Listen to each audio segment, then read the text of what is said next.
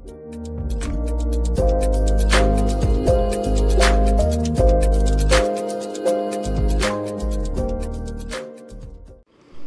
guys, so this is the first rare plant in my collection, the beautiful Hoya carnosa.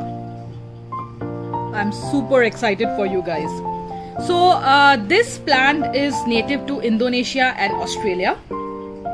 There are hundreds of variants of this particular plant, but mostly they are available in the US and UK markets as of now. Okay, so let's see. There is Hoya kerrii, the green one, which is basically the heart-shaped Hoya.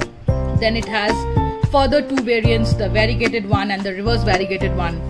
Then there's Hoya australis, the Hoya carnosa one, Hoya serpens, obovata, crinklate, linearis, bilovata, kentiani, carnosa compacta, crimson queen, pubic calyx, carnosa rubra, and so on. Oh god, I'm exhausted. So yeah, there are a lot of Hoyas, guys. Now, I have not seen this plant in India as of now, judging on the research which I have been doing.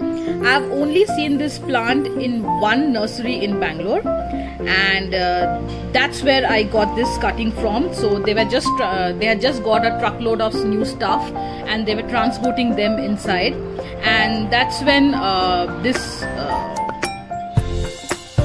twig broke off one of the pots, and I just quietly snuck it up my purse. I'm sorry, I know it's probably stealing, but yeah, I was so tempted and I was greedy, and I have no shame in saying that when it comes to this plant. So yeah, that's how I got this cutting. It's been more than 6 months now since I have this fellow. So initially I did experiments. I tried moving this plant in every nook and corner of my house. You have to do that with your plants, guys, you know. So you have to observe your plant. You have to see how your plant is reacting to certain conditions in your house. Because in every house, every corner has different conditions which might be suitable for a plant or which might not be suitable for a plant. So you have to figure it out. So yeah, initially this plant was in my kitchen, sitting on my fridge, where it was getting indirect filtered light from the kitchen windows. It was not doing anything. It's still not doing anything, as you can see. It's exactly the same as to the first day when I got it. Then I did my research. I studied about it a lot, and I found out that this plant, the growing season for this plant is basically spring and summer, which is now, right now. So during the growing season, you would want to water it once a week, which is spring and summer. And during the autumn and winter season, which is not a growing season for this plant, you would want to water it once every 2 weeks. This plant is very susceptible to root rot. Root rot is again a disease which happens in the roots, wherein the roots get spoiled and gets rotten due to overwatering. So yeah, this plant is very susceptible to root rot. It's better to underwater it than to overwater it. So this will thrive in any sunny spots in your house where the light is filtered and it enjoys bright indirect light.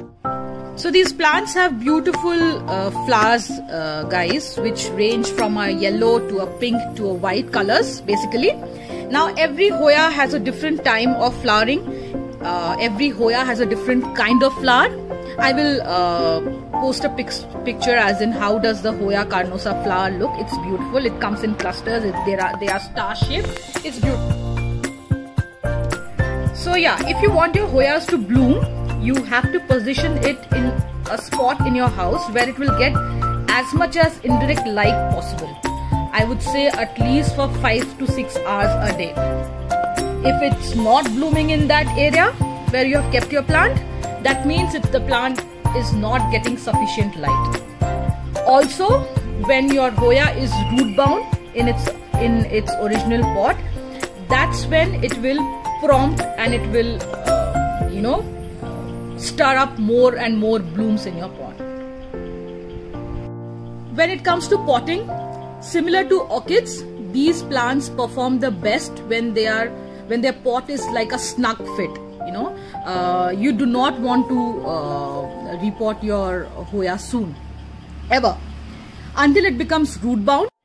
When it comes to fertilizing, you should fertilize it with a nitrogen high fertilizer, and in the growing season, which is basically spring and summer.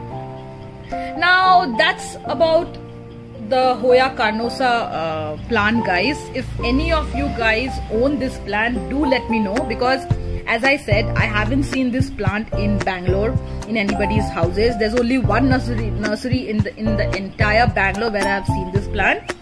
Obviously, I am having problems with this plant, even though I have followed all the traditional methods which I just mentioned in my video.